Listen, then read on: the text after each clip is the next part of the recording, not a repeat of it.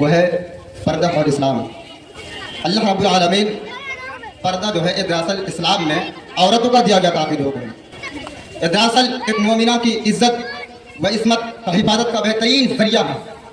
حقیقت یہ ہے کہ ایک عورت جب تک پردے کی حالت میں ہے تو عورت کہلانے کی مستحق ہے، اور جب وہی عورت بے پردگی ہو کر پردے کی بازار کی نمائش بن جائے تو پھر عورت کہلانا ہی ہوتا ہے کہ جس کو چھپایا جائے۔ اللہ رب العالمین نے قرآن مجید کے اندر ارشاد فرمایا وَلَا يُبْدِينَ زِينَتَهُنَّ إِلَّا مَا ظَهَرَ مِنْهَا، یعنی عورت اپنی زینت کو ہرگز ظاہر نہ کرے سوائے ان حصوں کو جن کو کھولے رکھنا مجبوری ہے۔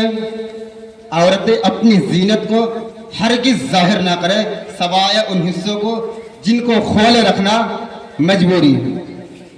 تو آئیے میں آپ پردے کے واقعے کی طرف چلتا ہوں۔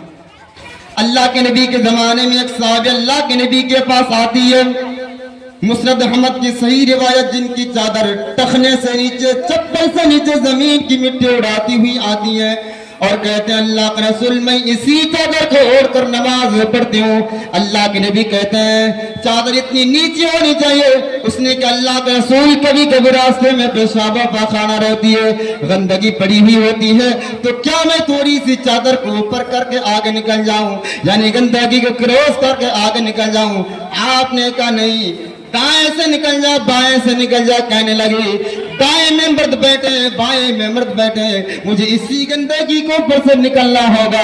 اللہ کے رسول مجھے اجازت دی، اسی چادر کو اوپر کر کے آگے نکل جاؤں، اس کے بعد میں نیچے کر لوں گی۔ اللہ کے نبی کہتے ہیں اگر مرد دائیں میں بیٹھے ہیں، بائیں میں بیٹھے ہیں تو تو اسی گندگی کے اوپر سے نکل جا۔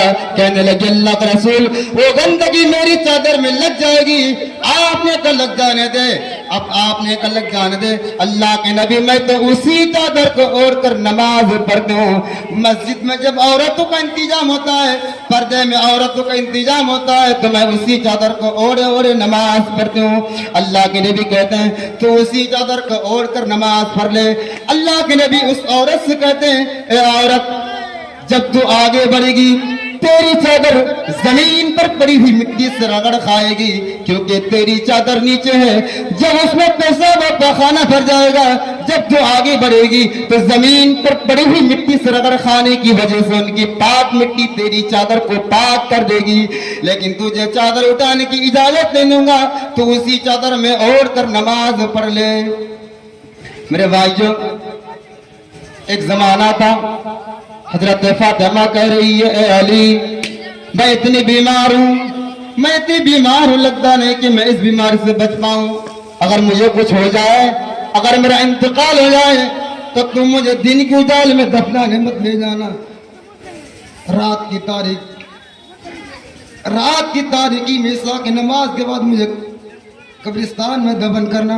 حضرت علی نے کہا اے فاطمہ تمہارا انتقال صبح فجر کی نماز کے بعد ہو جائے تو کیا اس تک تمہارے جنازے کو تمہاری مٹی کا رکھوں؟ تمہارے باپ کا، تمہارے ابو کا فرمان ہے کہ میت کو جلدی قبرستان لے جاؤ، پھر میں لیٹ کیسے کروں؟ اے علی مجھے رات ہی میں لے جانا۔